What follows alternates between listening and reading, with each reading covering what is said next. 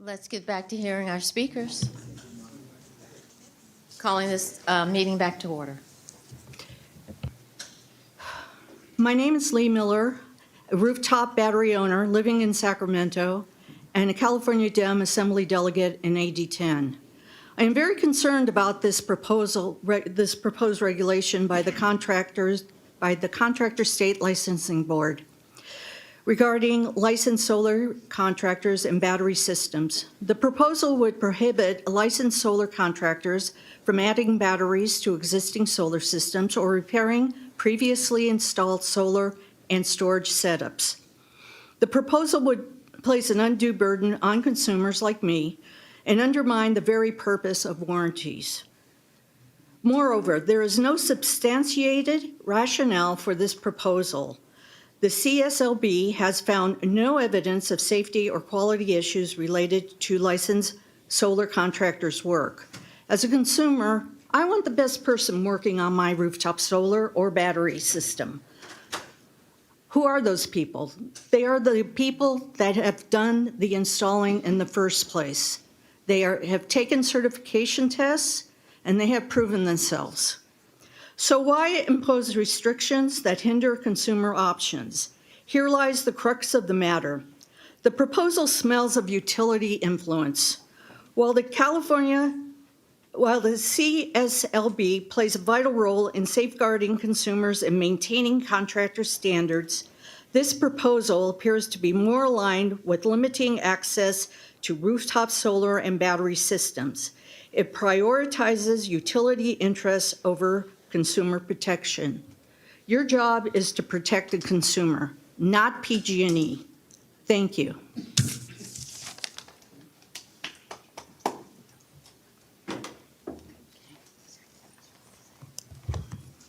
Hello, my name's Sharon Mullen, and I live in Oakland, and I am a residential solar user. All right, so I strongly oppose to the Contractor State Licensing Board's proposal concerning home battery systems, because if you ban licensed solar contractors from adding a battery to a solar system they already installed, or to make any repairs or modifications to an existing solar system they already installed, the consumer, in my case, me, risks voiding my solar warranty, and since the Contractor State License Board itself has found no evidence in the safety or quality of the work performed by our licensed solar contractors, there's no reason for this proposal. I got my solar system in 2018 because I, like many Californians, want a green state. I couldn't afford a battery at the time, nor could I afford it before April of 2023 when PG&E and other utility companies got the CPUC to force a NIM change to a higher rate if solar panels or a battery was purchased after that April date. Once again, it appears that the utility companies have lobbied to ultimately limit my personal choice to protect my warranty, and in so doing would reduce the number of solar contractors, which in turn would drive up costs for solar and batteries for Californians, which does not help California meet its green goal set by our governor. I was going to say thank you at that time, but then I was listening to Mr. Dave over there, who told us about 15,000 complaints a year and very small staff to handle the complaints that come. And so if I look at that and I say if the stated goal is to reduce consumer complaints, it does not seem prudent to take on solar battery jobs when the service is presently being provided by the solar companies that have fulfilled this service without those complaints that the board is trying to reduce. Thank you.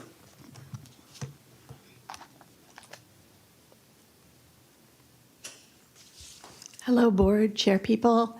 Thank you for hearing us. I have appreciation for your sustained patience and attentions and all the interesting things you work on. I'm grateful for your work protecting consumers and the health and safety and welfare of the public. My name is Heather McLeod, M-A-C-L-E-O-D. I live in Oakland. And I'm a tutor. I don't work for a company connected with batteries. I don't have solar panels because I rent and I don't have enough money. And I am opposed to the proposed regulation because I am concerned about climate change, which is threatening my health, safety, and that of people around the world with forest fires, heat waves, storms, and droughts.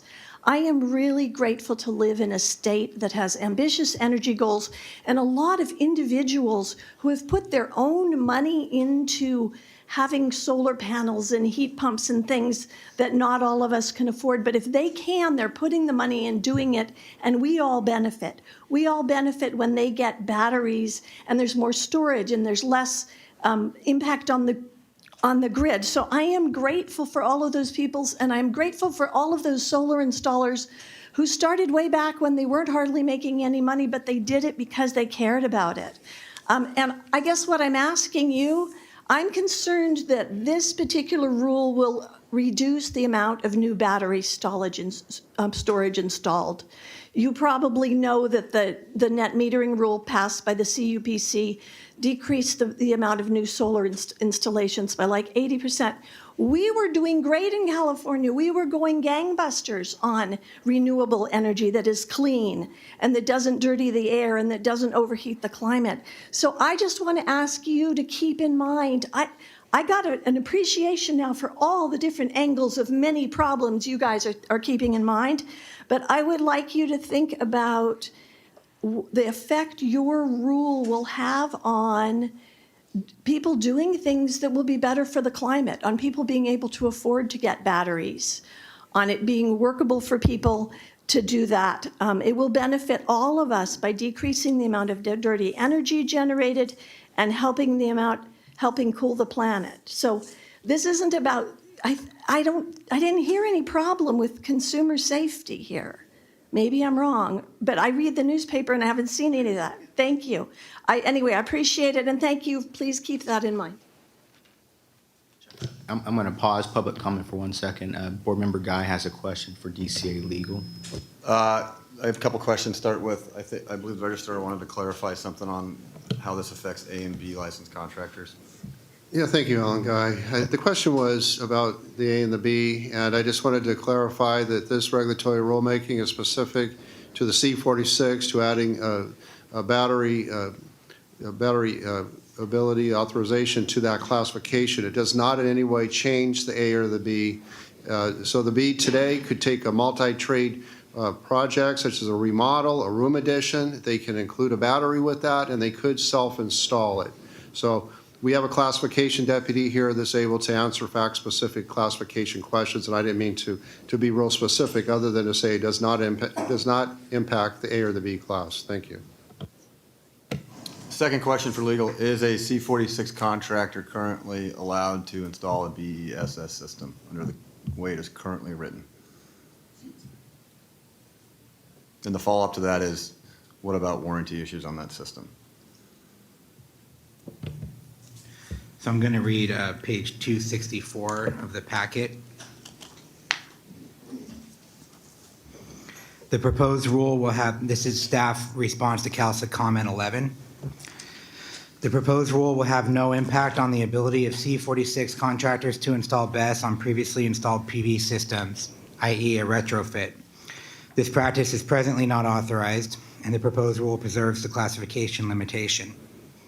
I'm also going to read existing law, the C-46 solar contractor regulation in existing law. It has 2 paragraphs. The first is a solar contractor installs and maintains and repairs thermal and PV solar energy systems. The second paragraph is a licensee classified in this section shall not undertake or perform building construction trades, crafts, or skills except when required to install a thermal or PV solar energy system. So as to your question, does that address your first question? It clarifies the retrofit of a system later, but if they're installing a PV system, the panels on the roof. Oh, I'm sorry, the PV system just by itself. The PV with the battery, is that allowed? Can you install a PV system on the roof and a battery system at the same time as one system currently with just a C-46 license currently? The existing interpretation, if staff were to receive that question on a specific set of facts under existing law, if a C-46 were to install a solar system with a battery, the current interpretation would be that that would be incidental, supplemental, to install a battery at the same time as a solar system. But the current interpretation on a specific set of facts, if staff today received a question about a C-46 contractor taking a contract to add a BESS to a system, the staff interpretation would likely be that that's a standalone contract for an electrical system if we were to receive a specific set of facts on that question, or question with a specific set of facts. Thank you. That answers the first part. So if the contractor installed a solar system and a BESS system, are they allowed to warranty the BESS and work on it? The BESS system that was installed as incidental work to the solar installation? We would want to see the warranty, but the warranties that we reviewed for the record, for all the documents that we received during the 45-day public comment period, did not preclude a contractor from selecting another contractor to perform work on the BESS alone or the solar system alone. But could that contractor that installed it do the warranty work? So if we received a PV, I'm sorry, do you mind repeating one more time? If the contractor that installed the solar panels and the BES system received a warranty, a request for warranty, can that contractor go work on that BES system as part of warranty work? Good. Yeah. Ryan Marcroft here. Happy to provide a little bit of clarity if I can. Part of the difficulty here, remember, is this: you're asking very fact-specific questions and asking for sort of a global answer to what is, as you probably know, a very fact-specific question. What's the nature of the project? What's the nature of the circumstances? What does the document say? And so to sort of take a little bit of a step back, why we're here, the board approved this proposed rule. The proposed rule went out for public comment to solicit this very comments for 45 days. Then there was a public hearing to again solicit these very comments.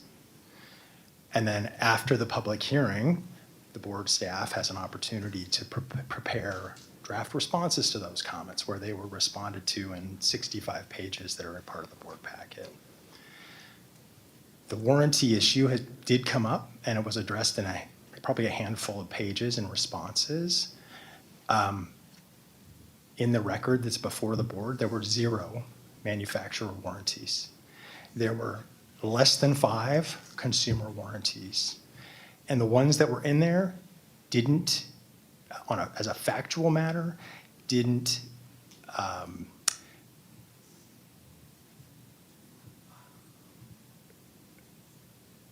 have all of the same circumstances that you might be hearing. I think each of them needed to be looked at independently. For instance, some of them might have had more than one classification. So that's not really addressing your question, but that's in there. And how does that affect this question? Some of them explicitly enabled others to do warranty work. Again, that fact is important. Some of them were silent.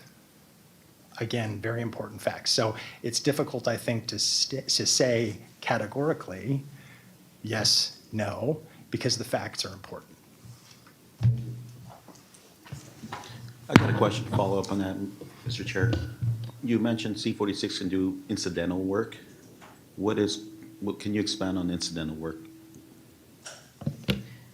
Yeah, the regulation is section 831, and it defines incidental and supplemental as any work that is necessary to perform the trade for which the specialty contractor is licensed.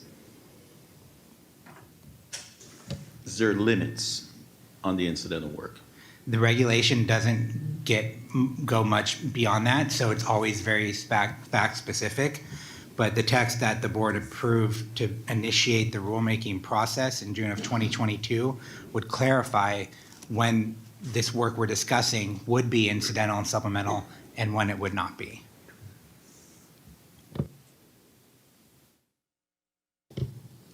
Thank you. Sounds like no further questions from the board.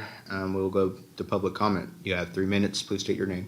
Yes, Thank you. My name is Nicholas Opdyke. I work for SunPower as a battery lead.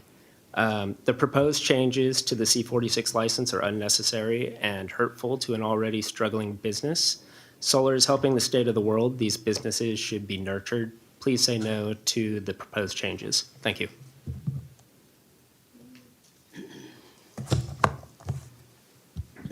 Hello, Scott Wetch. I'm here today on behalf of the California Coalition of Utility Employees. That's 75,000 utility employees at all the investor-owned utilities and all of the municipal utilities. Obviously, safety is very central to what we're all about. I'd just like to not relitigate what we've all been debating for 8 years. I'd like to thank the board staff and the board members for all the diligence that you've put into this. I'd just like to reiterate a couple points that were just made. We're not here to adopt a regulation. The board has already adopted a regulation. The purpose of today's hearing is for you to approve your very expert staff's response to all of the comments. Why is this important? Despite staff's statement about, the staff's interpretation is that installing a battery is incidental and supplemental to a PV system. We reject that. We don't believe that's the case.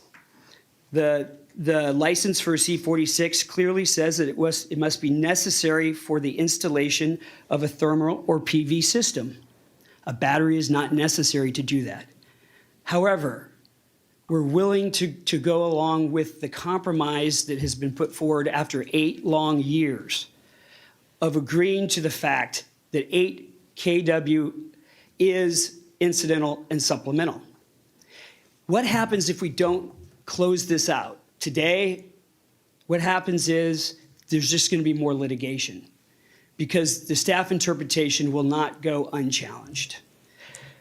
This board, in its, I think, very wise decision, went out and had UC Berkeley do a 2-year study that came back and laid the foundation for the rule that you all adopted. This has not been done by some fly-by-night. This isn't some conspiracy by PG&E. This is a very difficult policy decision that you all have come to the precipice of closing to bring closure to this. And if we don't get it done today on technicalities over the staff's responses to the comments, this is going to go on ad nauseum. And so we would urge this board to reflect on everything that this board and this staff has done over 8 years and send the rule to the Office of Administrative Law so that we can move forward. Thank you. Good afternoon. My name is Kevin Norton. I'm a state certified electrician with 37 years in the residential, commercial, and industrial electrical market. I support staff recommendation authorizing the final rulemaking. The opposition is there are 26,000 C-10 contractors in California. There's no shortage of them to be able to do this work. This proposed rule still allows C-46 only contractors to do 99% of all the PV and BESS projects. A small group of C-46 contractors has kept this issue before the board too long, over 7 long years. There are no major economic or job impacts from the proposed rule. Thank you.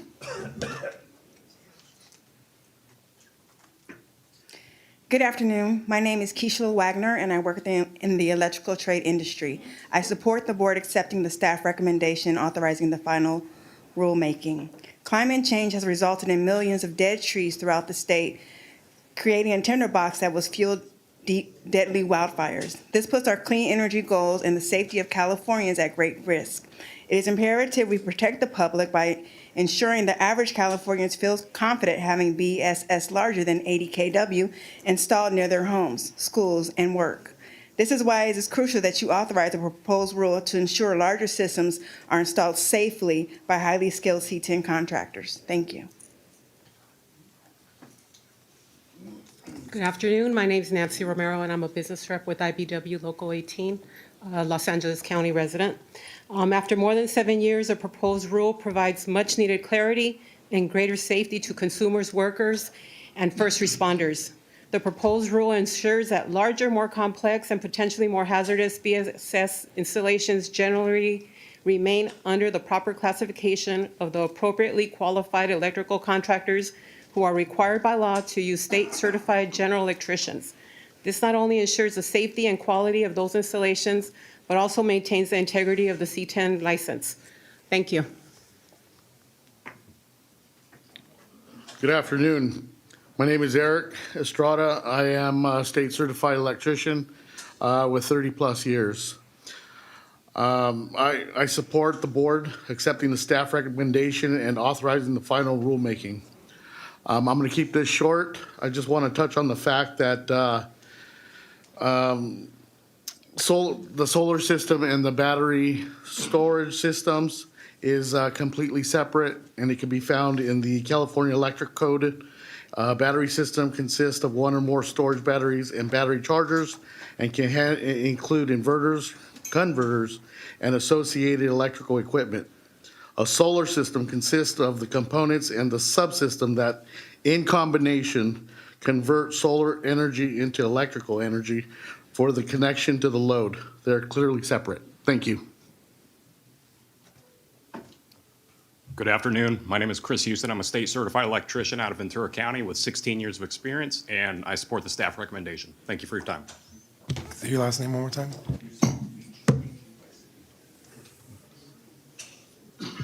Good afternoon, board members. My name is Joel Koppel, speaking on behalf of the San Francisco Electrical Contractors Association. Not only have I been an inside wireman working for C-10 contractors for 24 years, I'm also a mayoral appointee to the San Francisco Planning Commission, past president, and luckily today we don't have a hearing, so I'm here. Safety is our biggest concern throughout our entire industry. Safety of the public, workers, buildings, tenants, especially the inspectors and our firefighters. We're definitely in strong support of staff's recommendation. First thing I do when I look at agenda is look what the staff is recommending. In regards to safety, these larger battery storage projects do not have room for error. Some of these higher DC voltages are so dangerous, the fires cannot be put out. So again, safety is always our utmost concern. Today, I'm just gonna have 4 of our out-of-work apprentices here. One of them is actually a graduate from our city-funded pre-apprenticeship program called City Build, which advocates for more women and BIPOC residents from disadvantaged neighborhoods having the chance of getting careers in construction working for C-10 contractors. They're just going to hop up here, mention their name, where they're from, and which contractor they're working for. Thank you. Roy Leo Matawarin, San Francisco, Decker Electric. One more time. Roy Leo Matawarin. I'll give you the Jorge Eduardo Noguera, IBW Local 6, San Francisco, working for Rosendin Electric. Good morning, ladies and gentlemen. Kel McDaniels, IBEW Local 6, San Francisco resident, working for Decker Electric. Martin Sesame, Local 6, Decker Electric.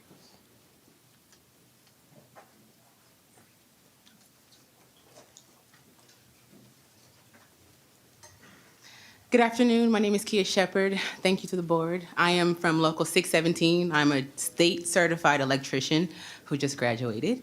And I am in support of 3B, not only because it keeps all of us safe, but it keeps person and property safe.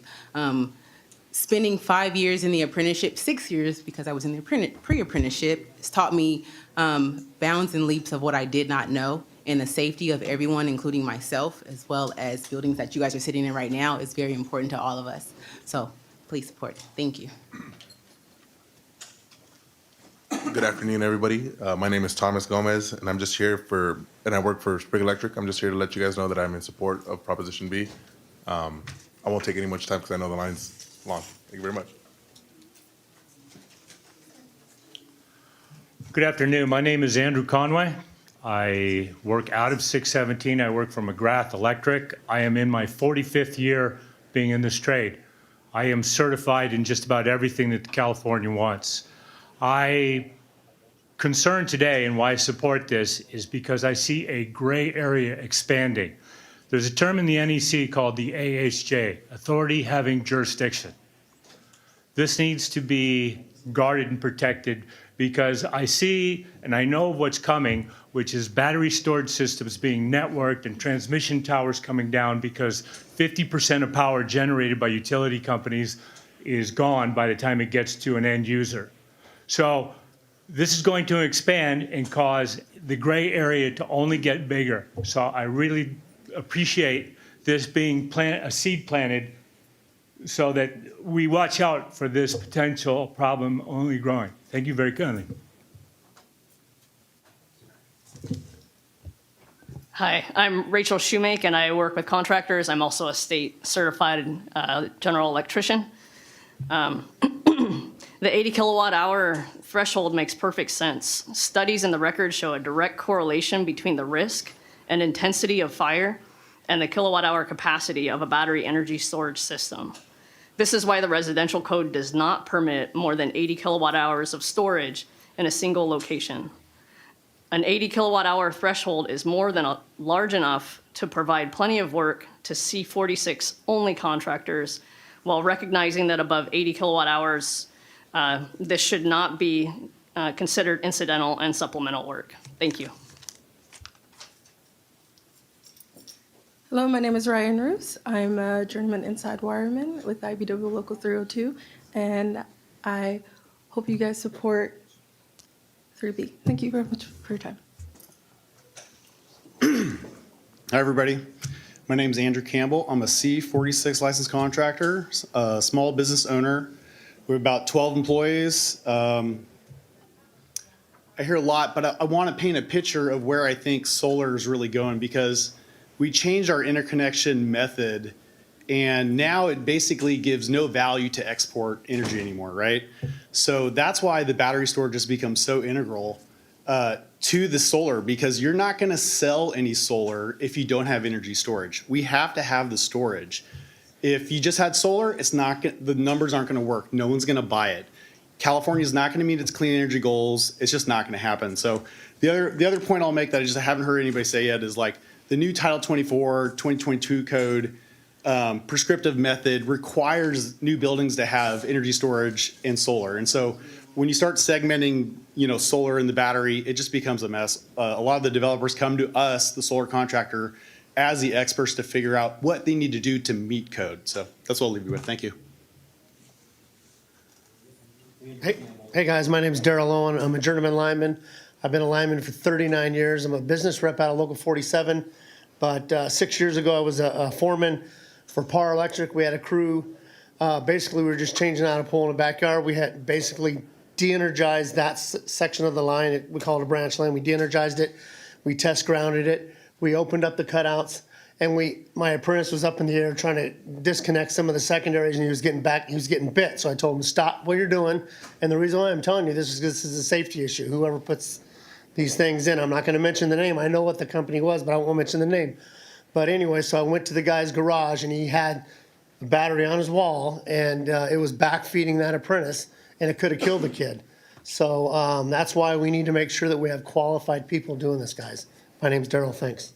That's all I got.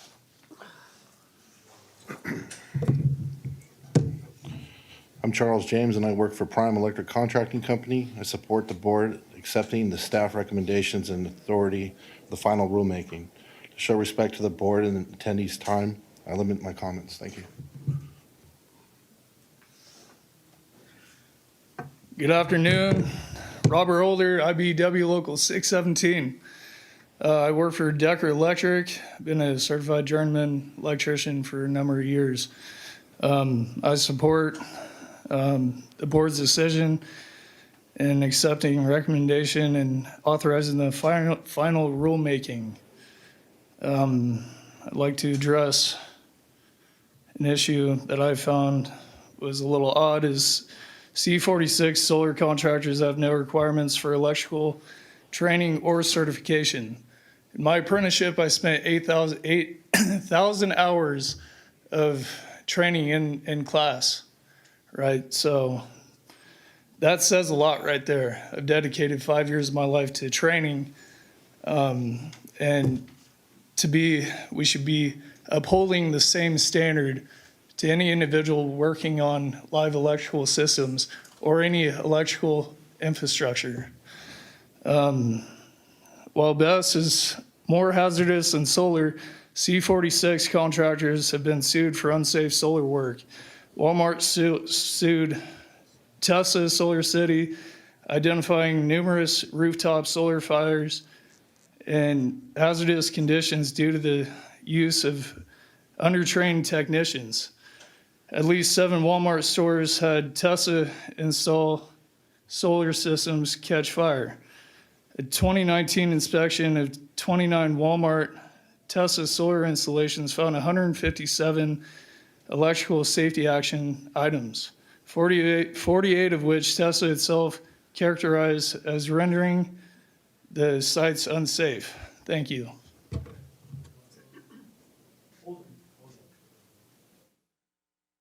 Good afternoon. My name is Adam Kasika. I'm an electrician with the resident contractor. I support the decision that the recommendation being held by the authorizing. I support the board's accepting the staff recommendation of the authorizing the final rulemaking. I also want to say that there's no other state allowing the solar contractors to install BESS. Yet this decision has been pending for more than 7 years. Under the proposed rule, the CSLB would allow it up to 80 kilowatt hours when paired with solar. While I and preferably most of the C-10 industry would like to see a greater safety protection for smaller systems, we are compromising by supporting the proposed rule for the good of the state. Unfortunately, at this point, C-46 contractor is not compromising with the rule and want more. So that's all I got. Thank you.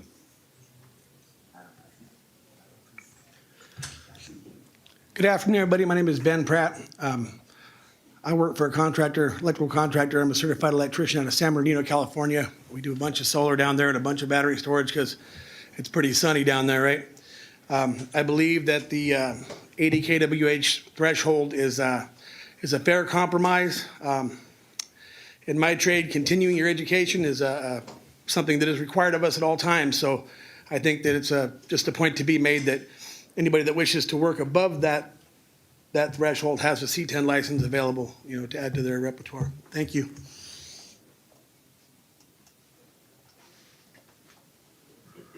Ladies and gentlemen of the board, thank you for allowing me to speak here for a couple minutes. My name is Daniel Luther. I am a California State Certified General Electrician. I was one of the first 2,000 in the state to get that certification when it was implemented. I've maintained it ever since. I have over 50,000 hours in the field experience, along with continued education throughout the years to maintain that license. I strongly support staff's recommendation that was given to the board. They have done what was already touched on. Your staff has done years of research and come to you with that proposal. I highly suggest you listen to your staff. They've done the work without emotions. Okay, that's the safety of the public and property matters. C-10 contractors use certified electricians and trainees. When you start working on these systems, you're not hooking up a car battery. The potential for catastrophic failure goes up exponentially as you add these batteries together. It's, like I said, the 80 kilowatt hour threshold, I think is a fair compromise. It doesn't put anybody out of business. It allows C-46s to keep the homes up and moving. While you get into the bigger aspects of things, the certified electricians handle it. Thank you very much for your time.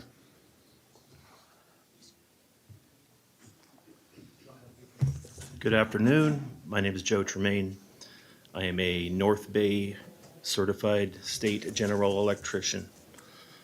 Solar systems are covered by the rules in the National Electrical Code, Articles 690 and 691.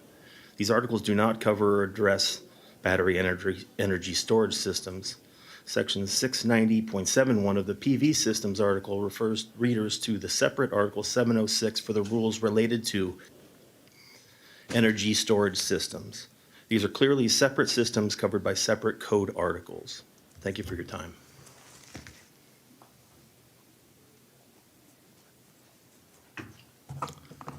Hi, my name is Marcus Shapiro. I'm a commercial sales executive for Cinnamon Energy Systems. Coming here today to strongly urge you to vote against the proposed change to C-46 solar contractors. We carry both our C-46 and our C-10 license, but this ruling would essentially make the C-46 license useless. We've installed over 10,000 systems as a company, and we are contractually obligated to stand behind those systems, be able to repair those, be able to maintain those.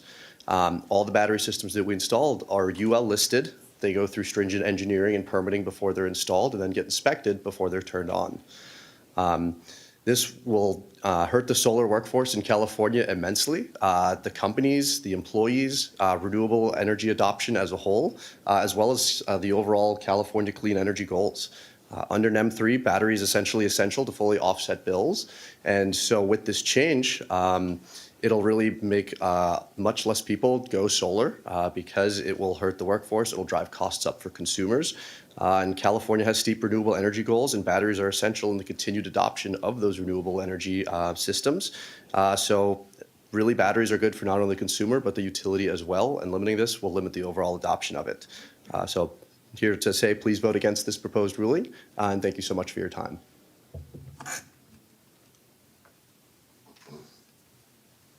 Hello, my name is Joel Pickett. I am a state certified journeyman electrician working for contractors up and down California. I support the board accepting the staff recommendation and authorization for the final rulemaking. The unique risks and hazard associated with the BES require different skills and knowledge than for solar installation. This is demonstrated by separate code installations and fire and life safety standards for solar PV systems and for BES. An improperly installed BES could cause serious public safety hazards, including electrocution, arc flash explosions, and arc blasts and fires. Numerous California fire code requirements apply to BES, but not to solar systems. C-46 workers have no requirements for electrical training, testing, or certification. Thank you very much.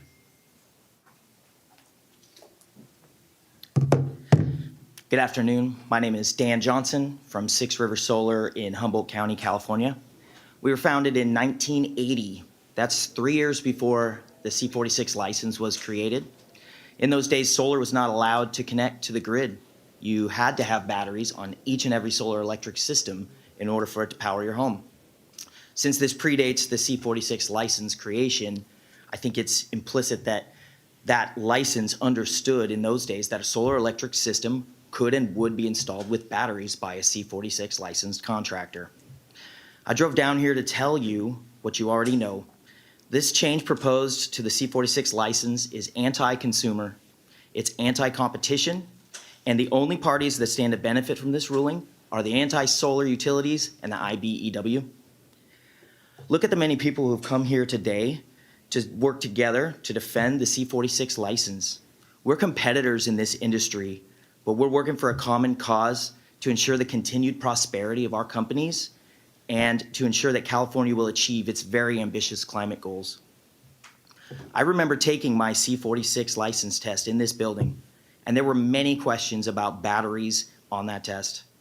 Is someone trying to rewrite history by suggesting that we are not qualified to do what we have always done? We are the pioneers of energy storage. We built the industry, and this ruling is going to destroy it. Grid-tied solar without batteries is no longer a viable investment for consumers. But if we cannot honor our warranties, we cannot reasonably sell batteries. An industry study a few years ago found that only 20% of battery installations in California are done by C-10 license holders. Do you think that the energy storage industry can sustain its vital growth without the C-46 contractor? If you vote yes for this change, you are voting against warranty protections. You are voting for job losses that will number in the tens of thousands. You are voting against consumer choice. You are rewriting the history of an industry that has fought for climate action long before it was cool. And make no mistake, you're voting against clean energy. I would suggest that the minimum compromise on this question would be to remove the statement that C-46 cannot repair or retrofit batteries. The 80 kilowatt hour recommendation is reasonable, but only if we can service our own warranties and retrofit batteries up to that size in addition to the other allowances. Thank you for your time.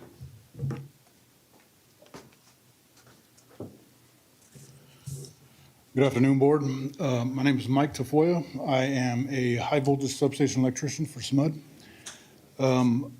So I'm here to have the Board support the staff's recommendation on a yes. So as a substation electrician, I've seen a lot of state certified electricians here today, and these, even in a substation, the state certified electricians wouldn't be allowed to do any work. So there's classifications for a reason. When you look at the numbers, there's no way this proposed rule will reduce the PV or BESS installations either in total or compared to the number of installations currently being installed by C-46 only contractors. There are over 26,000 C-10 contractors and 1,227 C-46 for a total of 27,965 C-10 and C-46 contractors currently licensed to install PV systems. Moreover, more than 2/3 of the 1,227 C-46 contractors also hold a C-10 A or B license and will not be impacted whatsoever by the rule.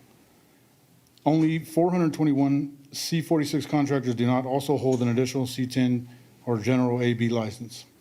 Therefore, only 1.5% of almost 28,000 contractors that are licensed to install PV systems will be limited to the BESS projects under 80 kilowatt hours. Thank you.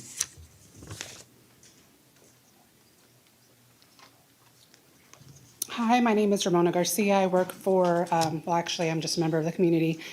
And I support the board accepting the staff recommendation and authorizing final rulemaking. To show respect for the board and all attendees' time, I am limiting my comments.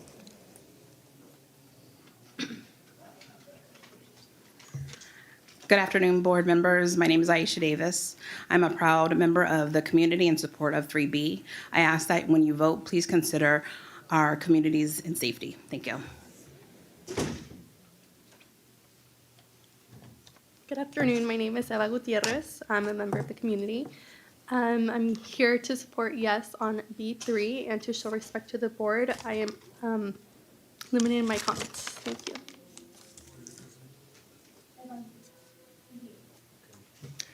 Good afternoon, members of the board. Renee Cruz Martinez. I work in the electrical industry, and I support the board's 3B resolution. The claim that the proposed 80 kilowatt hour threshold for C-46 contractors will have a meaningful impact on the amount of solar or energy storage installed in the state simply does not stand up to the facts. Solar Power World has compiled a list of the top contractors installing solar by total kilowatt hour. If you look up the contractor's license for these contractors, every single one of them has a C-10 or A or B license. It is only the very smallest C-46 contractors that do not also have a C-10 or A or B license. These regulations allow those small contractors to install battery energy storage systems up to 80 kilowatt hours in size. Moreover, the California State Licensing Board staff report looked at the 2023 interconnection data and found that C-46 only contractors did not install any BESS last year over 60 kilowatt hours in size. The 80 kilowatt hour threshold is reasonable, and it will not reduce the existing market share of any C-46 contractors. For the record, the website in this list is solarpowerworldonline.com. Thank you. Good afternoon, board. Christina Marquez. My name, I work with the environmental organizations and with California contractors who install, maintain battery systems for energy storage. Climate change is real and we must act now. Wildfires are a threat because of this, and this puts our clean energy goals and the safety of Californians at great risk. It's imperative We protect the public by ensuring that average Californians feel confident about having BESS larger than 80 kilowatt hours installed in their homes, schools, and work. I urge you to please authorize the proposed rule to ensure larger systems are installed safely by highly skilled C-10 contractors. Also, I wanted to remind the board that under existing conditions and regulations, C-46 contractors are not allowed to install batteries alone. I just wanted to remind the board of that. Thank you. Have a good day.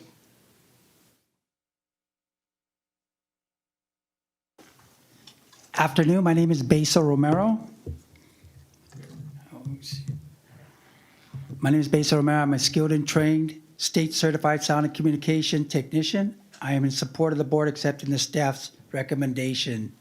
Solar systems are covered by the rules of the National Electric Article 690 and 691. These articles do not cover the address BESS section. Section 690-71 of the PV system articles refer readers to the separate Article 706 for the rules related to energy storage systems. These are clearly separate systems covered by separate codes and articles. Thank you.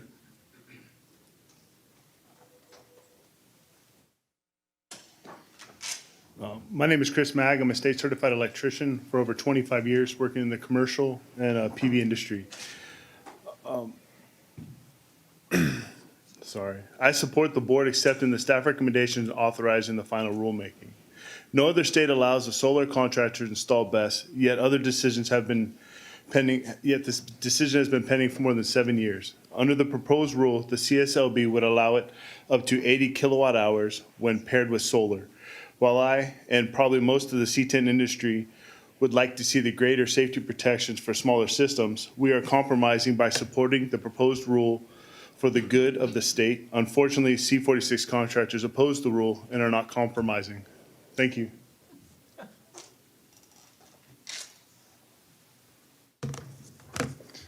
Good afternoon. Excuse me. Good afternoon. My name's Will Smith, a 25-year electrician working for C-10 Contractors, and I'm in support. C-46 solar workers have no requirements for electrical training or certification. While BESS is more hazardous than solar, C-46 contractors have been sued for unsafe solar work.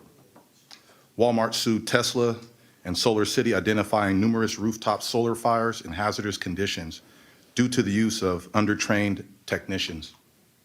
At least 7 Walmart stores had Tesla-installed solar systems catch fire. A 2019 inspection of 29 Walmart Tesla solar installations found 157 electrical safety action items, 48 of which Tesla itself characterized as rendering the sites unsafe. Now, to bring this home and make it a little more personal, about 7 years ago, my ex-wife bought a brand new house. She said, I'm having a little issues with the solar, and when you come over, can you take a look at it? Sure. She knew I'm an experienced, trained and certified electrician. Get over there, I take a look. It's a Tesla Powerwall, and it wouldn't work properly. And I took a look at the craftsmanship. The craftsmanship was really, really horrible. As a trained professional, I know what a professional install should look like. And once I seen the way that it was installed and I seen some of the errors, I immediately told her, do not turn this system on, ever. Because I don't want to jeopardize her or my children in the home. And so she had to call Tesla back, I think 3 different times for them to get it right. So that's my personal experience, and I urge you to support the recommendation. Thank you.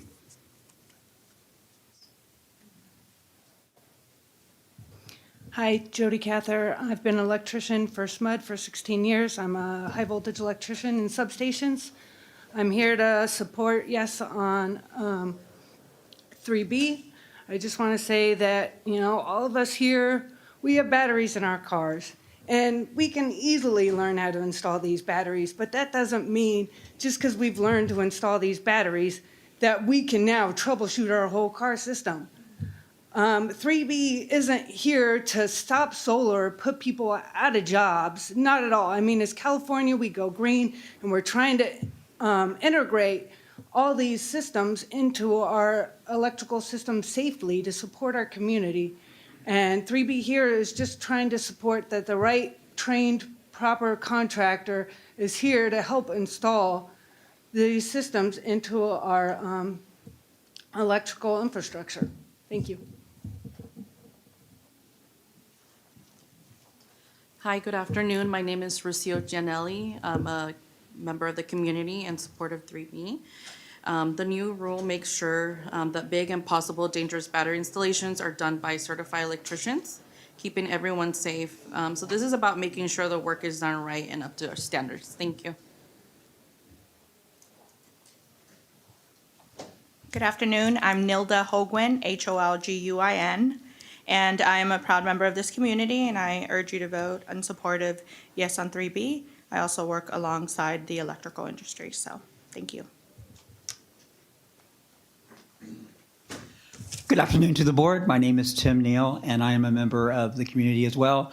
And I just want to strongly urge you to support the board in accepting this staff recommendation and authorizing the final rulemaking. Thank you very much. Yes on 3B.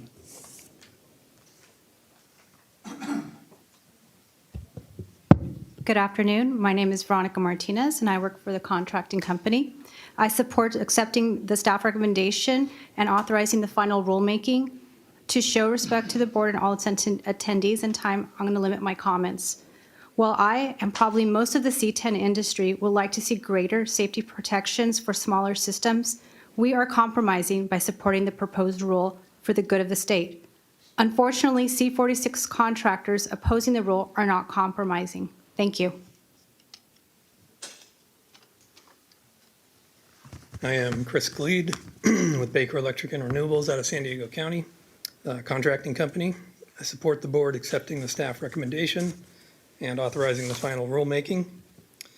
C-46 solar workers have no requirements for electrical training or certification. The proposed rule provides much needed clarity and greater safety to consumers, workers, and first responders. Thank you.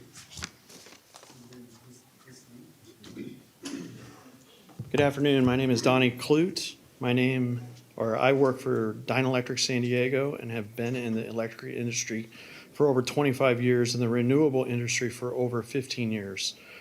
I support the board accepting staff recommendations and authorizing the final rulemaking on 3B.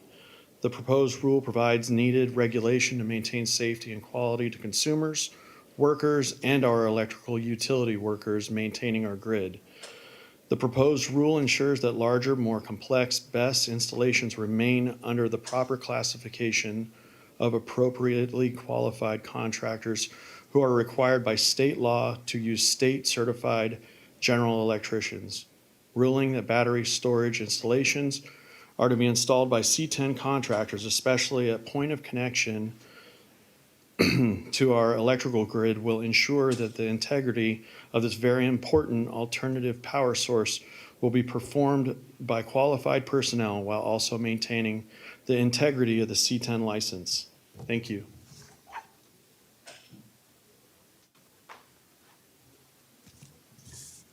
Good afternoon, board members. My name is Ed Wallace. I work for Dynalectric San Diego contracting company, and I support the board accepting the staff recommendation and authorizing the final rulemaking. Out of respect of time, I will be limiting my comments. We've learned that the difference in both education and training between a solar installer and a state-certified licensed electrician is underscored by an astounding 32% complaint rate against C-46 contractors compared to an only 5.6% complaint rate against C-10s. The proposed rule addresses important consumer complaint and safety issues by setting the 80 kilowatt limit. Thank you for your time.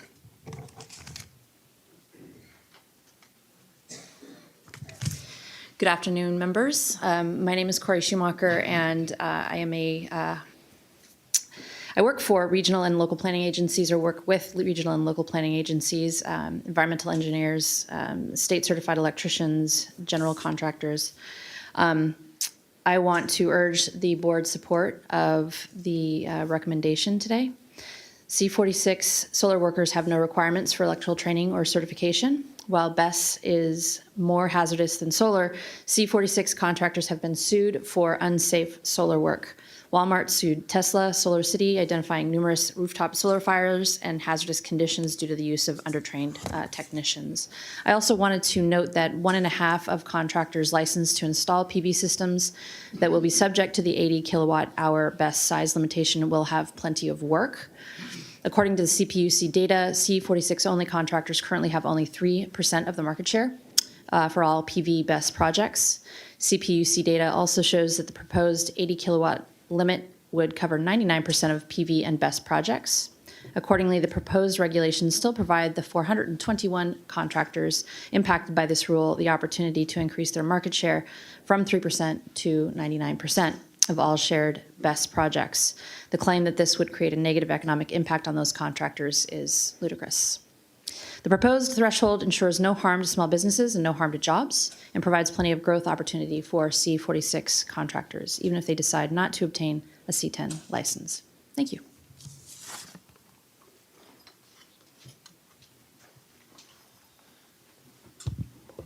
Good afternoon, board members. My name is Steve Ross. I am a public power professional with a local municipal utility locally here.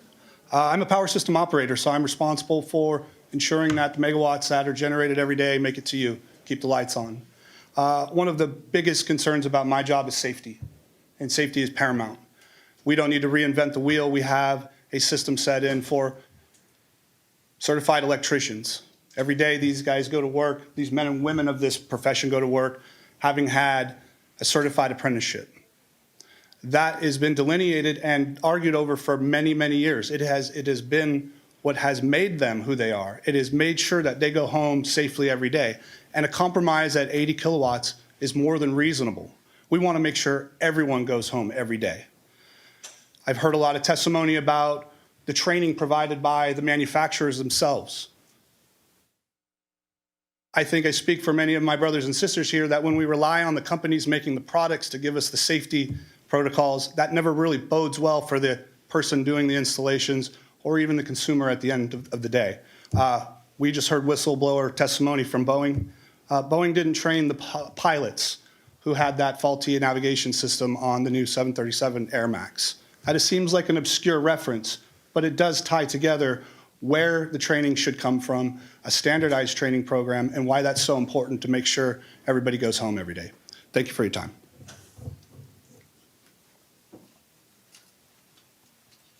Good afternoon, members of the board. My name is Francisco Ferreira, and I'll keep it short, just in full support and urge you to vote yes. Thank you. Good afternoon, board. My name is Fred Aboud, A-B-O-U-D. I am a journeyman lineman by trade, and I am in full support of SB 3. Thank you. Good afternoon. My name is Delilah Mosley. I stand here as a member of this community in support of 3B rulemaking. Thank you. Good afternoon. My name is Megan Harold. As a member of this community, I am here in support of 3B rulemaking. Thank you.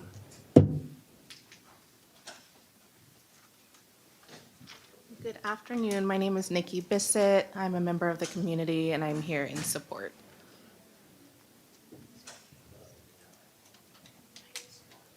Good afternoon, everyone. My name is Alvin Deon, and I'm a member of the community, and I support the board accepting the staff recommendation and authorizing the final ruling. To show respect to the board and all the attendees at this time, I'm limiting my comments.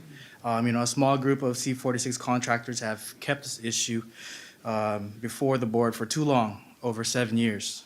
There are no consequential economic or job impacts from the proposed rule. So, thank you. Good afternoon. My name is Nick Rodriguez, and I'm a community member, and I support 3B.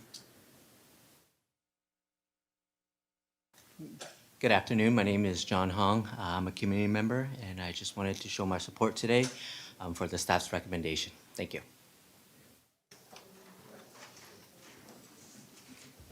Good afternoon, board members. My name is Juan Perez. I am a state general certified electrician. I've been doing electrical work for almost 30 years now for multiple contractors. I'm a graduate of a 5-year apprenticeship program and still continue going to school for all aspects of the electrical industry. I encourage your support on this ruling.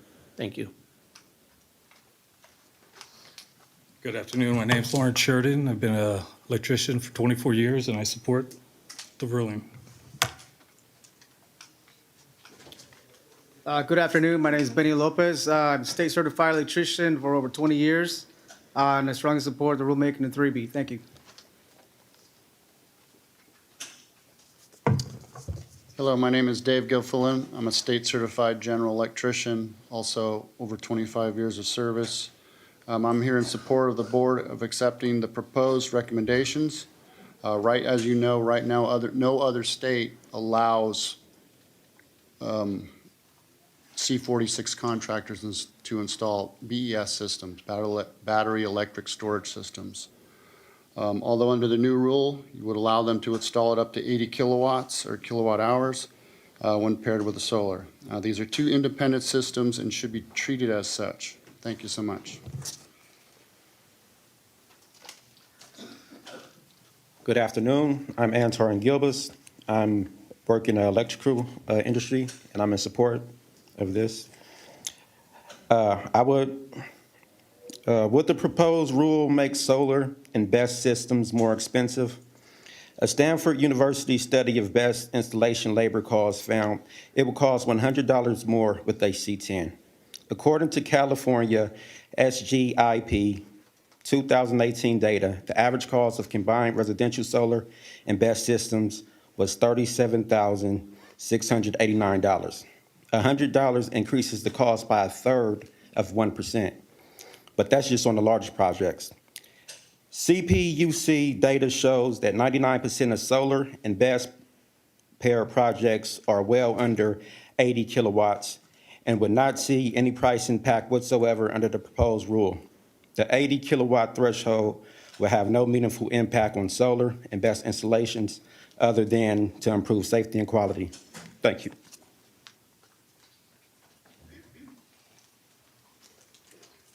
Hello, my name is Nick Gilfillan, and I work for Ryder Contracting Company. I support the board accepting the staff recommendation and authorizing the final rulemaking. Thank you. Nick Gilfillan.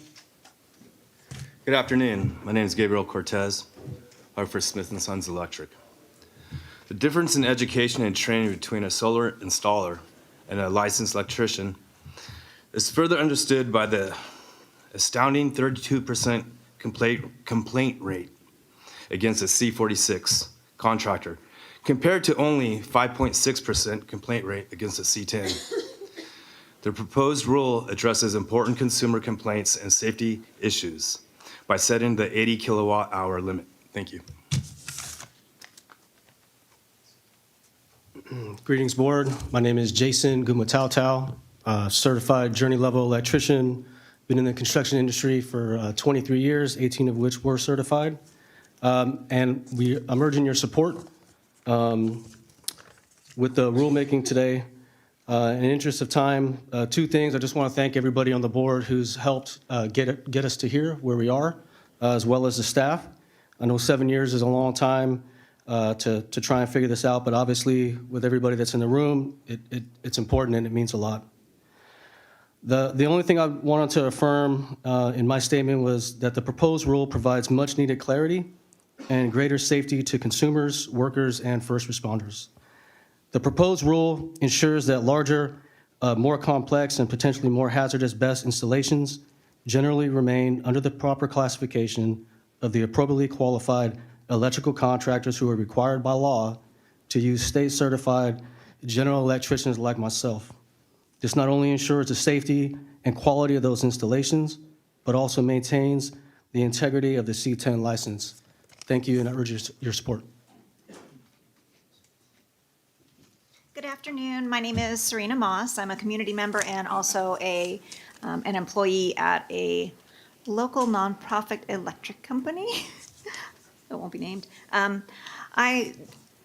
personally install electric meters to measure PV or photovoltaic solar generation, and I follow behind the C-46 contractors. And yesterday, I myself found an open socket, not covered, energized. And so that's a safety concern, and it's not the first time that that's happened. And BESS is a lot more dangerous. And so I'm finding dangerous situations. And I feel that if people were properly trained and they had C-10 electricians doing the work, there would be a little bit more quality. And so I'm asking you to please support this B6. Thank you.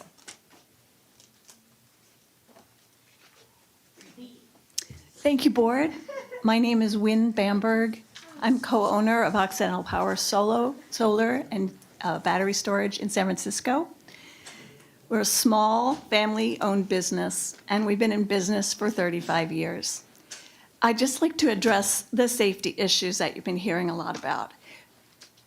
The solar industry that has been active all these decades has been an extremely active leader and collaborator with all of the above, all the concerns with electrical outfits, with fire safety and licensing, with each municipality, with the PV and battery manufacturers. We have helped to write the legislation. We've helped to write the regulations. It is insulting to say that our staff cannot put in solar safely.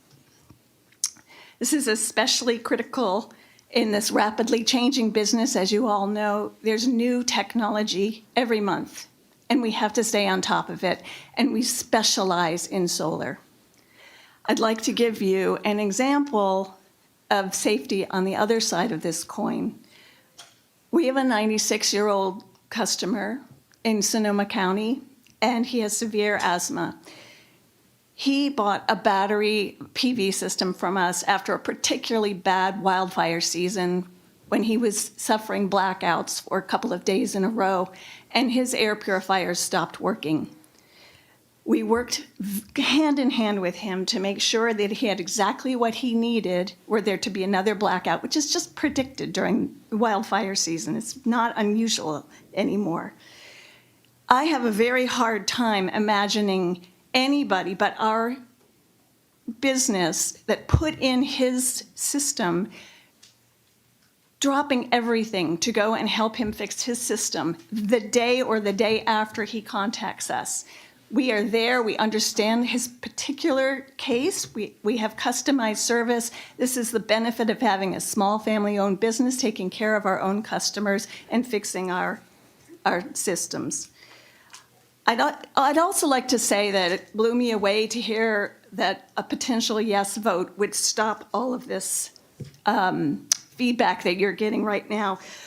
Those of us in the solar industry are fighting for our livelihoods. We are fighting for our customers, and we are fighting for our visions that we've had for multiple years of the future and how this world and the climate that we have created can be reversed.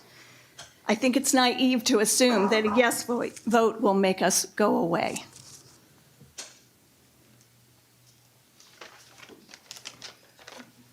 Good afternoon. My name is Charlotte Stevens, and I work in the electrical industry. I support the board accepting the staff recommendation and authorizing the final rulemaking. Under the proposed rule, the CSLB would allow up to 80 kilowatt hours when paired with solar, while I and probably most of the C-10 industry would like to see greater safety precautions for smaller systems. We are compromising by supporting the proposed rule for the good of the state. Unfortunately, C-46 contractors opposing the rule are not compromising. Thank you.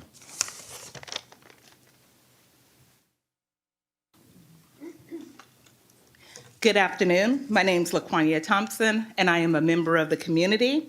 I support the board accepting the staff recommendation and authorizing the final rulemaking. And I'll keep my comments short.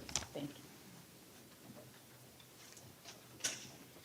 Hi, my name is Kayla Jones, and I'm here as a member of the community. I support the board accepting the staff recommendation and authorizing the final rulemaking. Thank you for your time. Take care. How y'all doing? My name is Donnie Davis. I work in the electrical industry as well. Just wanted to say that I'm in strong support of 3B, and I support the board for accepting your staff recommendations as well in this final rulemaking. Thank you.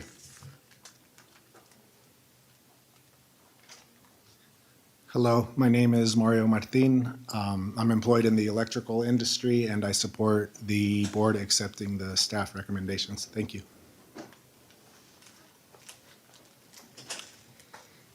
Good afternoon. My name is Mark Goodwin. I work for the electrical industry. I support the board accepting the staff recommendation and authorizing the final rulemaking. After more than 7 years, the proposed rule provides much-needed clarity and greater safety to consumers, workers, and first responders. The proposed rule ensures that, larger, more complex, and potentially more hazardous BESS installations generally remain under the proper classification and the C-10 license. Thank you. Mark Goodwin.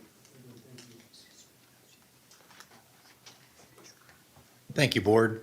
I'm Brian Carroll. I'm a homeowner in El Dorado County, and I'm here in support of the board accepting the staff recommendation. A few brief points. One, no other state allows contractors to install the battery storage systems. And here, after 8 years, this compromise, which was already a compromise, has been reached, and it allows for trained state-certified electrical contractors to safely perform the work. And the safety concerns aren't hypothetical. As you heard previously, the Tesla installed solar system at Walmart were found and admitted by Tesla themselves that made many of these sites unsafe. Ensuring public safety is important, but also the safety of workers and people that have to come back and work on that equipment later on as well as homeowners and business owners. I sincerely thank you for your continued support and your patience today. Thanks.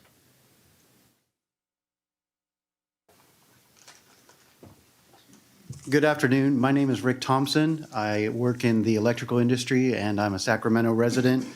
I'm here to support the board accepting the staff recommendation and authorizing the final rulemaking for many of the reasons you've already heard today. And again, out of respect for the work that you've all put into developing this final rulemaking, I support the board accepting the recommendations. Thank you.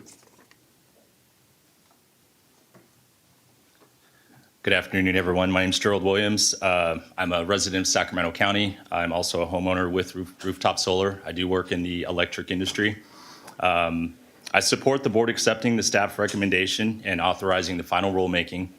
An extensive study commissioned by the CSLB has already found that vast majority of BESS systems were installed by C-10 contractors. This is not about reducing economic opportunity or taking steps back towards the state's nation leading climate goals.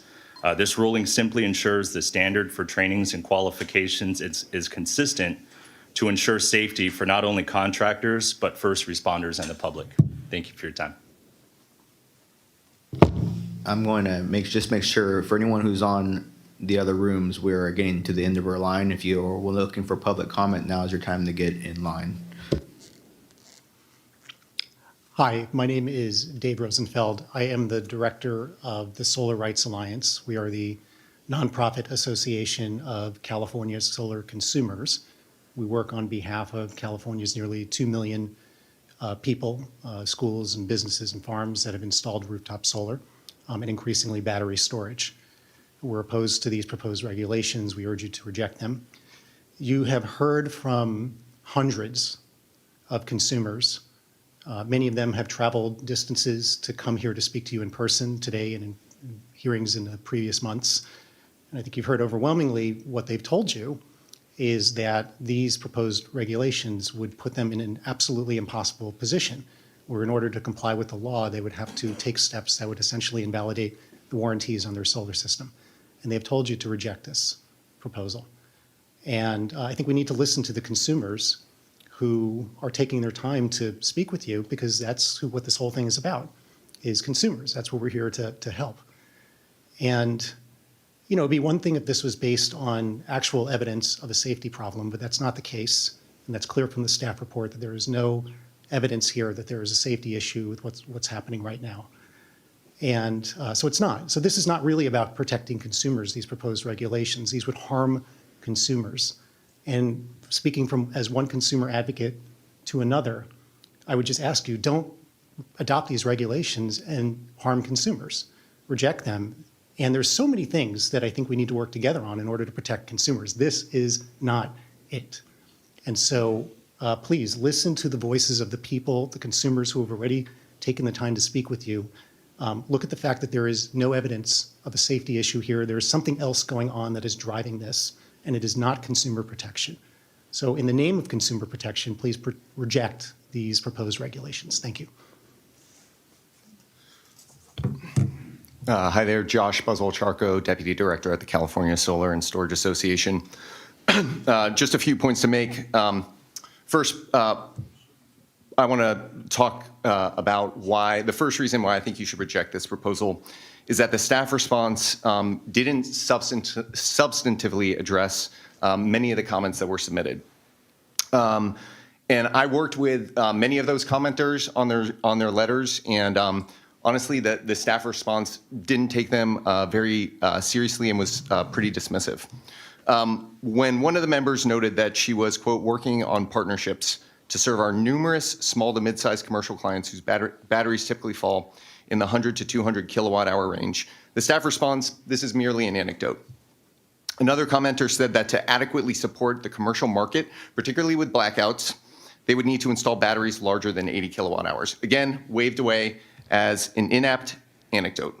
Finally, the staff report said of one of our commenters that her comment does not support her assertions because she noted that she mostly installed power walls, each unit of which is stackable at 13.5 kilowatt hours, and that was well within the 80 kilowatt hour threshold. However, the commenter's point was that because they're stackable, the KWHs can increase to over 80 kilowatt hours. So indeed, it would impact her. So if the board is going to use a document to move forward with such a consequential decision, it should not be this staff response.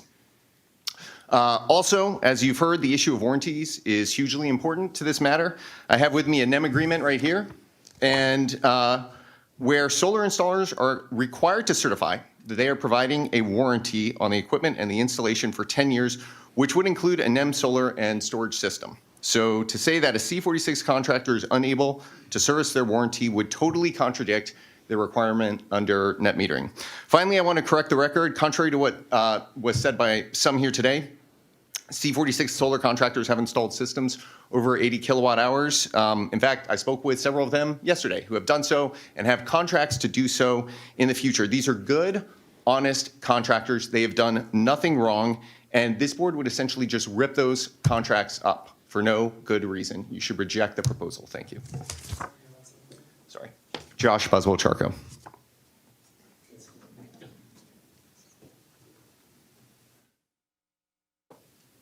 Hello, everybody. My name's Juan Villa. I'm here representing SunPower. I've been with SunPower for 6 years now. So just wanted to come up here and give a little bit of personal experiences dealing with union-based companies. So I was out of the local 324 laborers.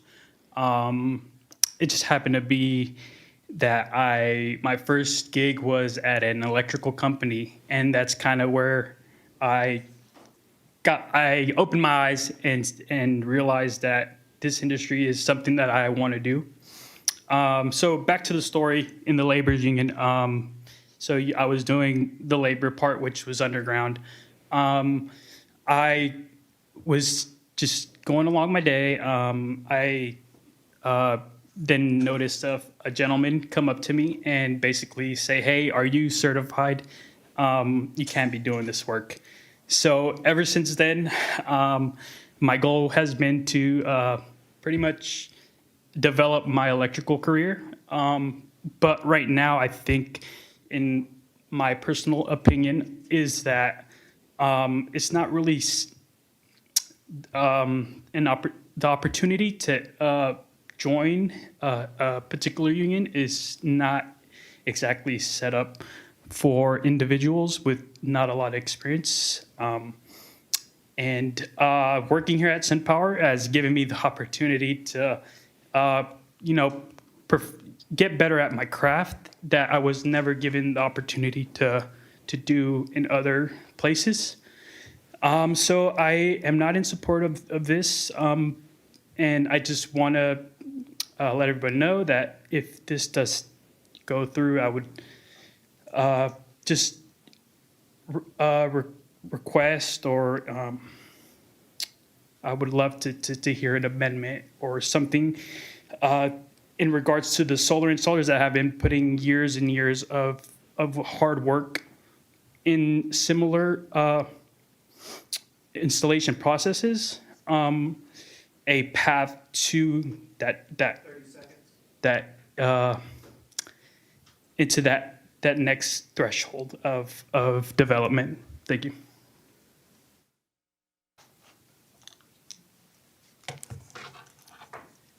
Good afternoon, Chair Love and members of the board. I'm Heather Minner, legal counsel with the California Solar and Storage Association. When we first reviewed these draft regulations, we identified what we assumed was a drafting error, and that was that these regulations would prohibit C-46 solar contractors from maintaining and repairing the battery systems they install. This is an incredibly harmful provision of the regulations.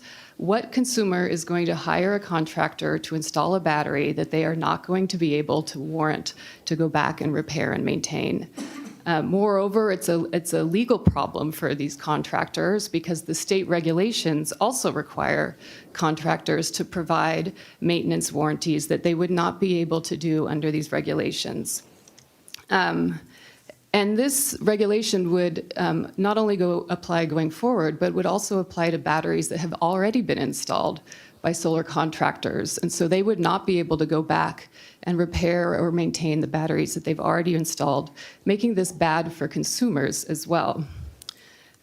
As a result, this regulation, while it allows solar contractors to install batteries within the 80 kilowatt hour threshold, it completely cuts off that market because it doesn't let them maintain them. So as a practical matter, you're prohibiting all battery installations. CalSA requested modest amendments to the regulations to clarify that contractors can go back and maintain and repair the batteries they installed. But the response to comments that you have before you completely rejected this request. The response claims that the regulations simply maintain the status quo. But I think all of the testimony you've heard today shows that that's not the case. This is really going to be really harmful. I ask you not to disregard these concerns about prohibiting maintenance and repair. You are the CSLB. You are the ones who decide what is within the scope of the solar license. And you should not adopt a regulation that prohibits contractors from maintaining the batteries that you say they are allowed to install. That is what is before you today. It's bad for the businesses, it's bad for consumers, and it's going to be bad for their workers as well. We have submitted a letter of the continuing legal flaws with this rulemaking, and for instance, the responses completely fail to respond to comments and suggestions made by the public.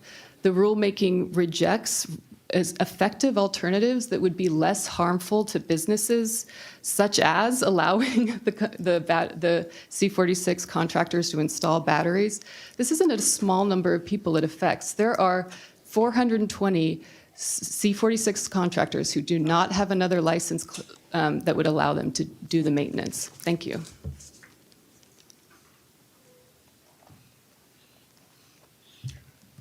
Good afternoon. My name is Michael Anthony Donegan, IBW member 7228193. After a major accident with the IBW, I was forced to retire. I hold certifications in California, Colorado, Oklahoma, and New York. My inside journeyman card is 148311. I'm a retired Master Sergeant in the United States Army, Safety Protocols, Nuclear Termination Systems. I'm asking, as a professional electrician, you reconsider not passing this bill. When I was an electrician in Local 551 in 2017, the contractors were asked, and the members were asked if they wanted to install solar. Most of the members said no because there's no money in it. And nobody wanted to go work up on the roofs and nobody wanted to do the battery backups. It's a specified field.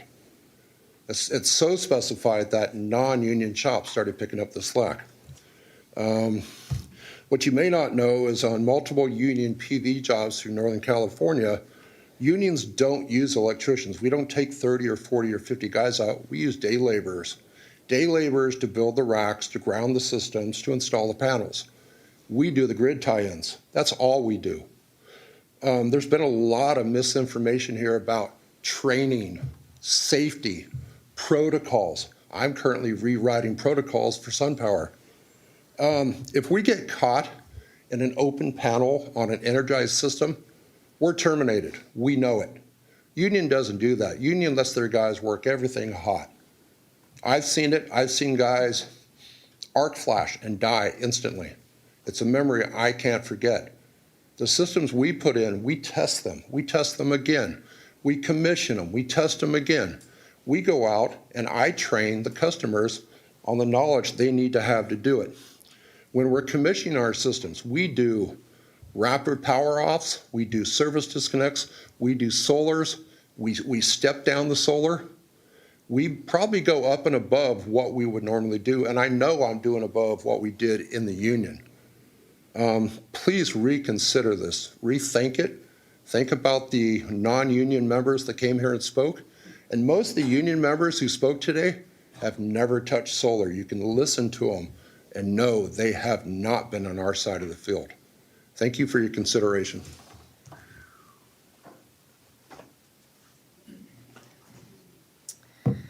Thank you. Good afternoon, a very long afternoon. I'm Gretchen Newsom.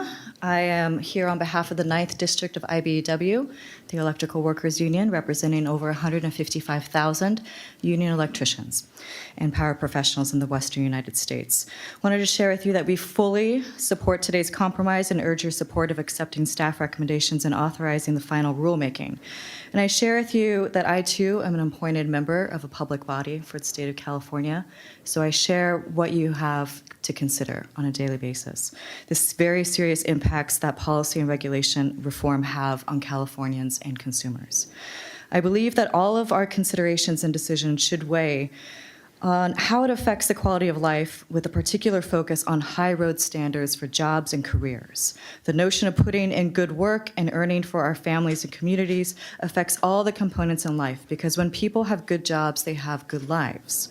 So how does this affect your deliberation today?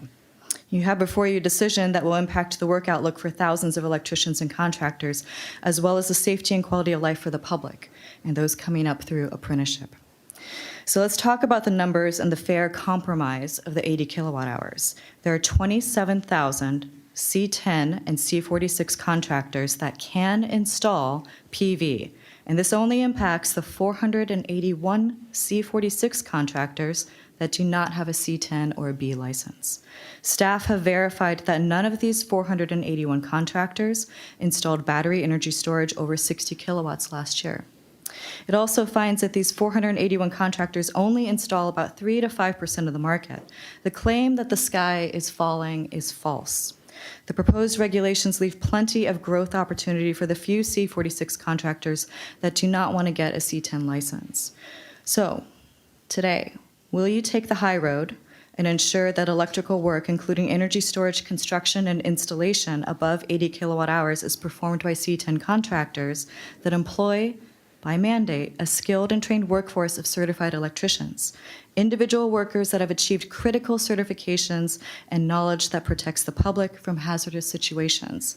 Again, I encourage your strong support for staff recommendation today. And for Mr. Diaz, who spoke earlier today, I'd like to convene with you outdoors because IBEW, our doors are always open and we will welcome you in. Thank you.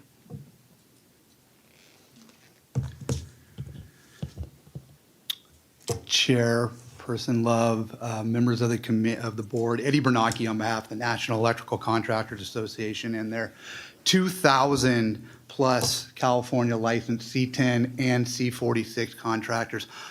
Our members install more kilowatts of solar and more kilowatt hours of battery storage than any other statewide association in California. And I want to start by just saying thank you to the board, staff, and the board members who have been working on this issue tirelessly for multiple years. I think we're on year 8 now. It's been a long slog. But we do urge you to finally cross the finish line and approve the staff recommended proposals and comments to get the regulations across to the Office of Administrative Law. I want to clear up a couple of items that were brought up today. Make sure that it's very clear that an A and B licensed contractor is not impacted by these regulations. Any work they can do today, they could do if these regulations were passed. In addition, there is zero impact on a C-46 contractor on their ability to install or work on or warranty a solar photovoltaic system. This does not impact their ability to do that. The proposed rules have actually minimal impact on the C-46 contractors. Our contractors that are C-46 have reviewed these extensively. The California Energy Commission in its own study stated that 99% of all residential battery energy storage system installations are under 80 kilowatt hours. 99% on residential.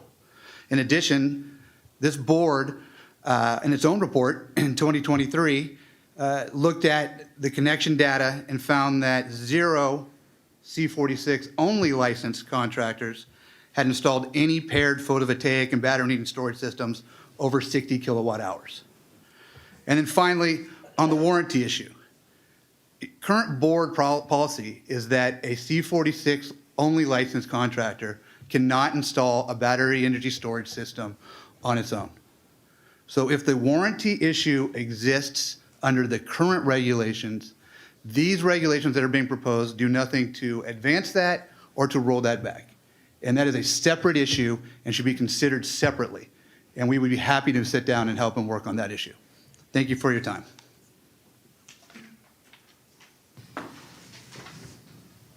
Is there any other public comment? Chairman Love, members of the board, my name is Bernadette Del Chiaro. I'm the Executive Director of the California Solar and Storage Association.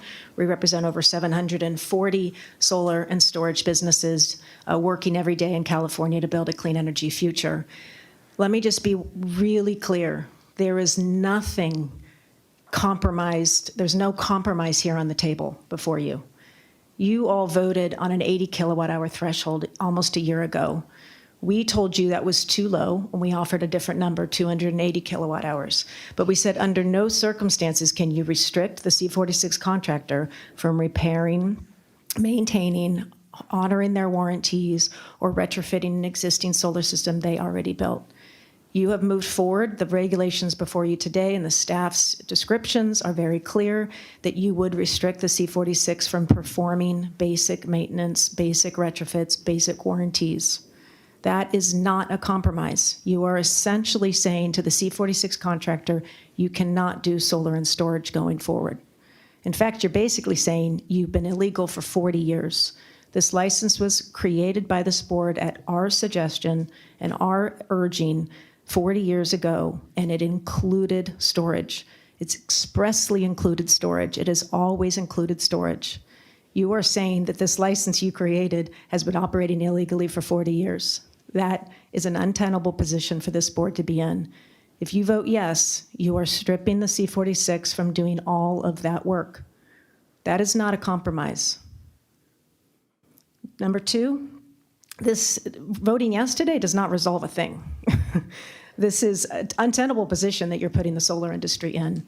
The NEM 3 decision that just took effect a year ago basically requires energy storage. There is no market for the C-46 contractor under this rule. Number three, this will affect the general B contractors. They do not have unlimited abilities. They are restricted within their classification. And there are 537 general B contractors that also hold a C-46. They've been extremely active in this industry. They will be limited by this rule as well. When we first started, and it has been a long slog, we have all tired of this issue. We would love for it to be resolved, but a yes vote doesn't resolve it. When we started in 2018, there were 2,800 batteries installed. We have 114,000 now installed in California. No incident, okay? These are the facts. Other states do allow solar contractors, do not require certified electricians to counteract an earlier testimony, and that's in the record in your report.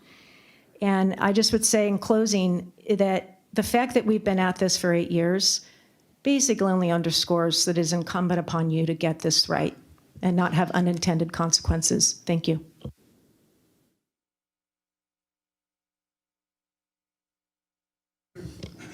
Turn your microphone on, please. There we go. How's that?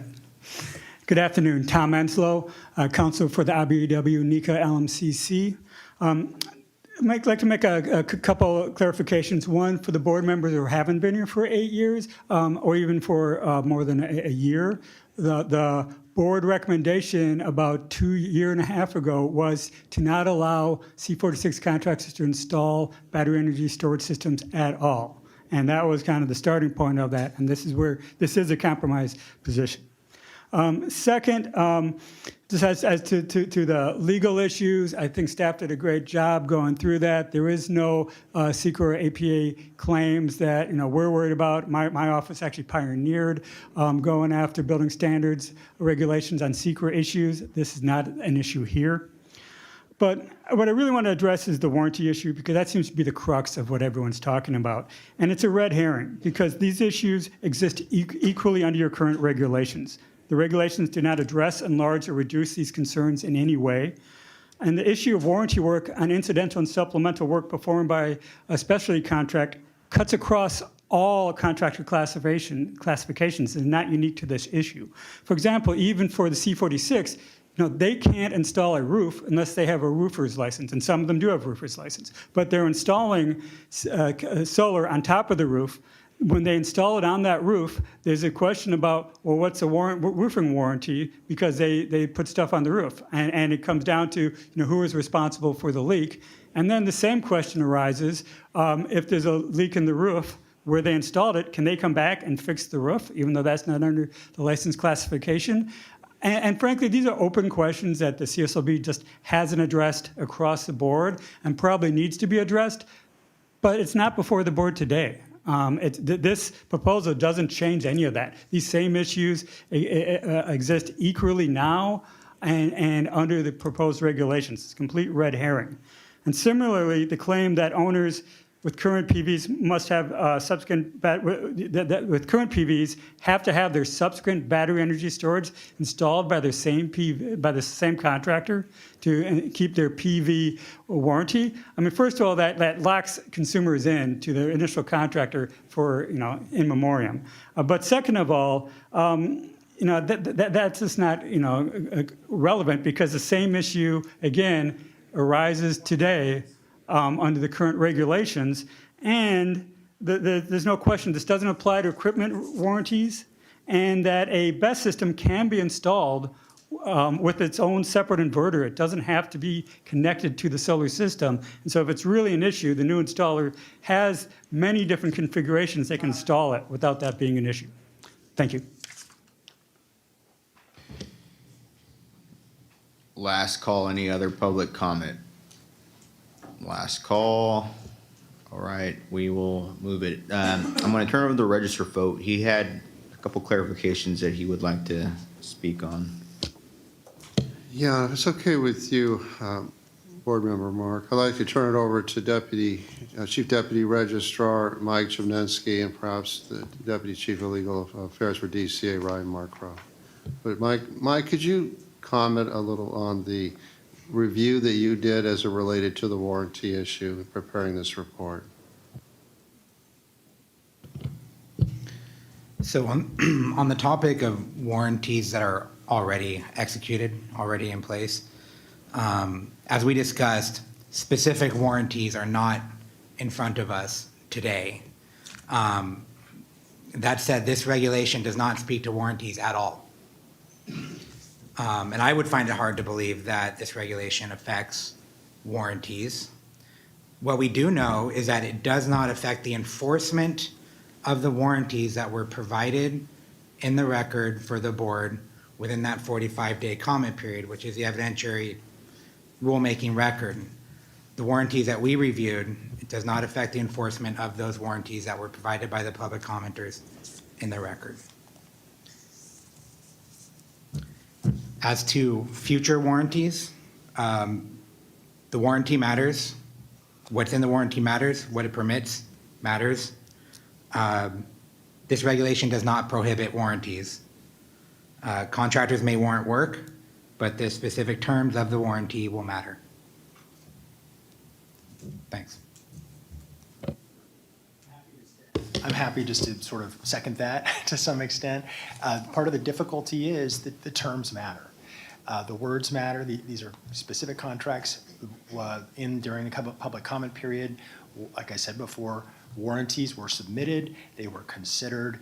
There's a handful of pages worth of responses to those specific warranties, and frankly, they didn't prove the points that I've been hearing today. So the warranties are the facts matter, and the facts that we have in this rulemaking don't support the claim. Okay, thank you for that clarification. Can someone please turn off the mic at the stand?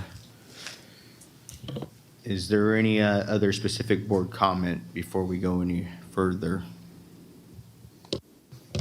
Can I just comment that I recognize that you mentioned one of the last speakers, letters that have been submitted to board members or provided to board members. And approximately an hour before today's meeting, we received a letter with several hundred pages, and staff has been kind enough to copy it and put it on the table back there, where if anyone wants public access, they can contact staff for a copy of it. And the only other thing I wanted to add was that board member Guy in his business has a C-10 license and has disclosed that, but does not do solar installation work and sees it as having no effect on the discussion or action we're taking today.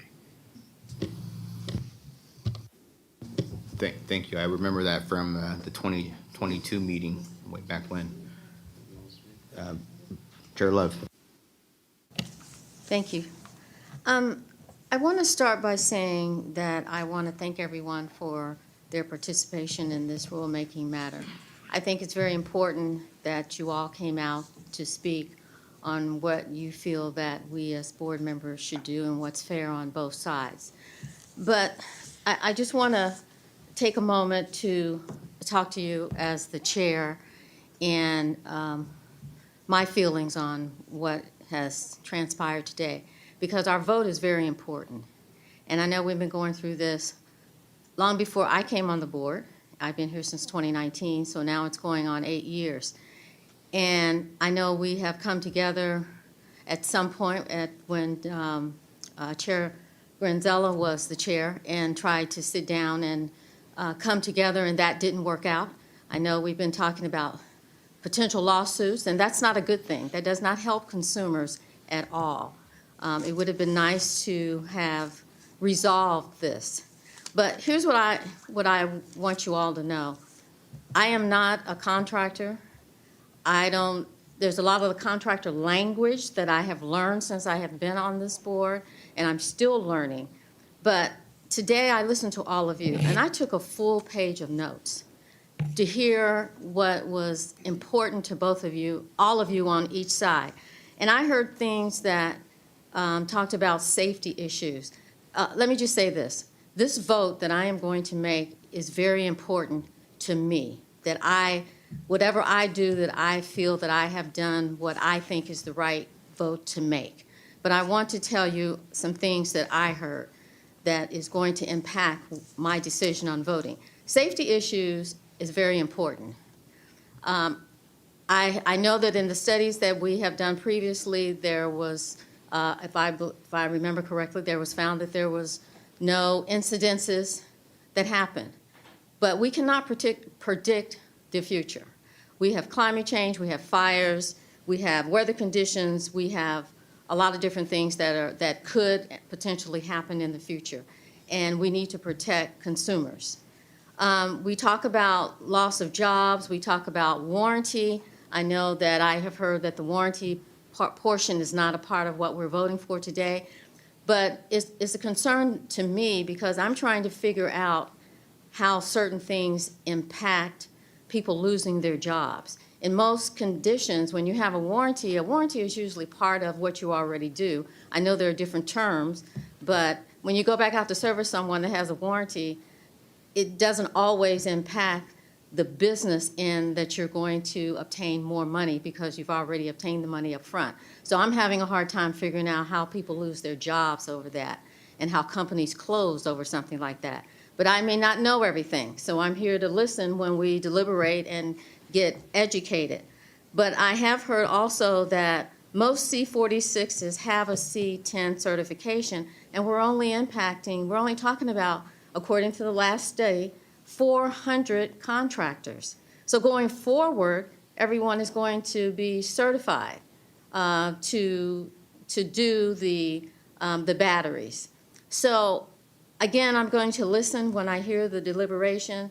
I don't know how we can fix all of this, that everyone will be satisfied. I know one side is not going to be happy, and I just can't see us. We've got to think about the future, and to keep doing this over and over and over again does not help consumers. And the one thing that I have not heard any side talk about is that if we keep going the way we're going, the future is all about AI, which will put both sides out of business. So to me, we need to start talking about coming together to help consumers. But I hope that that I make the right decision, again, to satisfy my conscience. But again, I do know that safety is most important, and that is my biggest concern, is about safety going forward. So thank you for all coming today again, and I'll turn it back over to Chair Mark. Thank you. Any other board comment? Seeing none, I remember I've been on the board since 2020. I've heard this come up a couple times before, me as well. I remember back when in 2022, when this was originally proposed for rulemaking, and the discussion of back and forth between C-46 and C-10 contractors, and actually in the room, and it sounded at that time 80 kilowatt hours was the best compromise that could be made at that specific time. I know the staff recommendation originally was C-46 should not install any BESS at all, from my memory. So that specific compromise, and that's why when the rulemaking went forward, I with the backing of the Berkeley labor study, which was a really long 100-page report that's right in front of me here. So again, I supported it then, and I'm glad at this point in time we're at the end of the rulemaking period. Just like what everyone said earlier, we're at the point of time where the rulemaking was proposed. We had our 45-day comment period. Now it's time for the board to, with the original motion, and I'll make sure I read the motion again before there's any other board comment. But again, with that, go ahead, David Torrey. Thank you, Chairman. I'm one of the senior board members on this board, and I think this is one of the first items that I dealt with, and very controversial. CSLB, our objective, our main mission is the protection of the consumer. Safety. And by the way, I want to thank everybody that stayed late and made the comments. There were compelling comments on both sides. Safety being of the utmost importance, and the safety of the consumer. I kept hearing, and I believe one gentleman went up and referenced the Berkeley labor studies, and I'm paraphrasing, but I think he mentioned that they were reputable and stuff. Which they are, and they made a comprehensive, at that time, they made a comprehensive, voluminous report detailing. What I was looking for was for faulty installation. And I didn't read it, I didn't vet it thoroughly because it's too much. But what I was looking was for faulty installation, and I believe I came across 2 instances. Now, if I'm wrong, what I understand is the Berkeley Labor Studies is financed, one, by the IBEW. So through their own report, you would think it'd be biased, right? Unless they were just being straight up honest. But they only came up with 2 faulty installations. And they were abroad. They weren't even on this continent. So I don't think the data is there. It just, you know, it doesn't support the necessity to regulate and well, to confine the installation of BESS to a C-10. I think, you know, and I sat on the legislative committee when, at that time, I thought it was the right decision to make, but I just don't I think we're overreaching a little. I think there's too much regulation as it is, but those are my comments. Thank you. Any other board comments? Yeah, I'll say something there. You know, listening, I'm fairly new to the board here, but, you know, listening to the consumers, right? Listening to the people, those business owners. You know, my dad was his own business, and I remember him starting, he had no certifications, he had no safety, right? But sometimes the experience, and I've heard a lot of business owners here being in business for probably 30 years, I think I heard 40 years. You know, the experience, the life experience and learning how to do things the right way and, you know, doing the things like they've been doing it, it impacts, you know, their families, right, and their clientele. So I understand that, and, you know, I think it's important to take that into account, right, for all those business owners that we're impacting. Those, you know, I know in COVID, a lot of, you know, mom and pop shops closed down and they never came back. Right, and now we have all these mom and pop shops here that are, you know, moving forward and trying to keep, you know, green solar energy proactive. So, you know, I took there was a lot of learning lessons for me. I am not a solar expert, but appreciate all those, you know, life stories that I heard. You know, I can tell that it was personal and it wasn't scripted. It was something that they have experienced throughout their personal lives. So. Thank you very much. Any other board comment? Jim? Through the chair. Just a quick comment, not about specifics, but I was in your position the last time we had these hearings. The myriad of people talking and explaining, and hasn't changed a whole lot, really. But just one thing that was said today by a very agitated individual, that we're playing games, we're playing a role for PG&E. And during all of this discussion over the last, and I've been here 4.5 years, I don't recall seeing any lobbying from PG&E, any 3 letters in all of our correspondence from PG&E.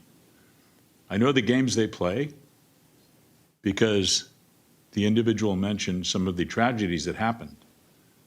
I was the mayor of San Bruno during the pipeline explosion. I know the games utilities play, and I know the games public utilities play, and their regulatory overseers. But I just want to clarify for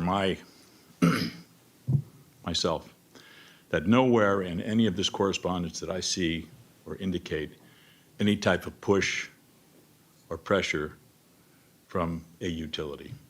I just want to say that. Thank you. Thank you for that comment. Board Member Barton. Yeah, thank you, Mr. Chair. Just want to reiterate that our goal here and our charge is to protect the consumer, and if that, we're always about professionalism, and that if that entails having license, protecting the consumer, that is my goal. And I would again reiterate my motion to approve and adopt the recommendation of staff.